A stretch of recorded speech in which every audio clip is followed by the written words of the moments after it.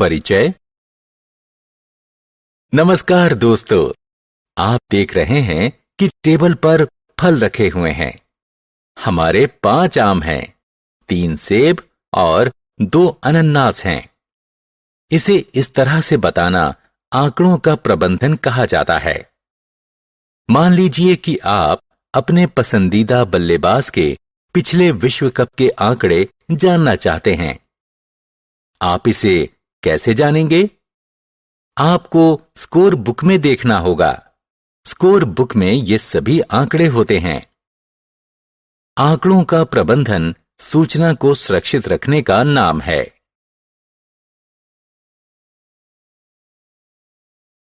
आओ सीखें। सारणियों का प्रयोग करके आंकड़ों का अभिलेखन करना। दंड आलेख की सहायता से आंकड़ों का प्रदर्शन करना।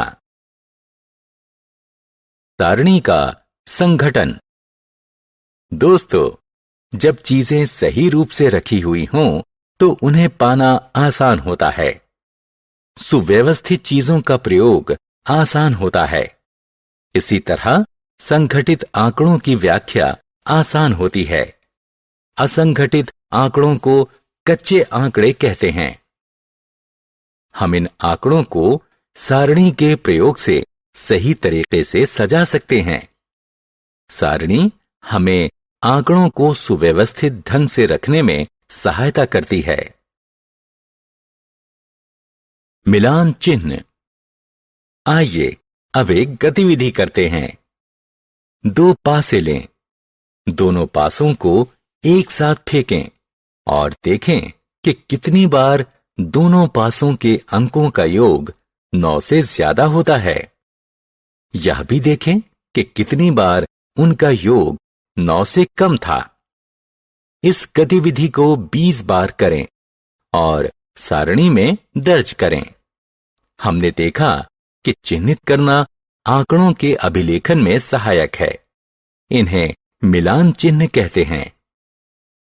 5-5 करके गिनने के बजाय 5 के बाद गिनती को फिर से शुरू कर दें और गणना में एक शेष चिन्ह जोड़ दें। यह गणना को तीव्र बना देगा।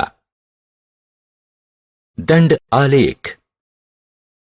दिए गए लेखा चित्र को हम दंड आलेख कहते हैं। ये लेखा चित्र आंकड़ों को दर्शाने का एक अन्य तरीका है। एक दंड आलेख आंकड़ों को दर्शाने के लिए दंड का प्रयोग करता है। दिए गए आलेख में विषय को नीचे और छात्रों की संख्या को दंड आलेख के बगल में लिखा गया है। इस आलेख में 9 खंड उन छात्रों की संख्या बताते हैं जो गणित को पसंद करते हैं। इसी तरह ईवीएस में 7 खंड, 5 खंड विज्ञान में, 4 खंड अंग्रेजी में और 3 खंड हिंदी में हैं। हमने क्या चर्चा की? अव्यवस्थित आंकड़ों को कच्चे आंकड़े कहते हैं। सुव्यवस्थित आंकड़ों की व्याख्या आसान होती है।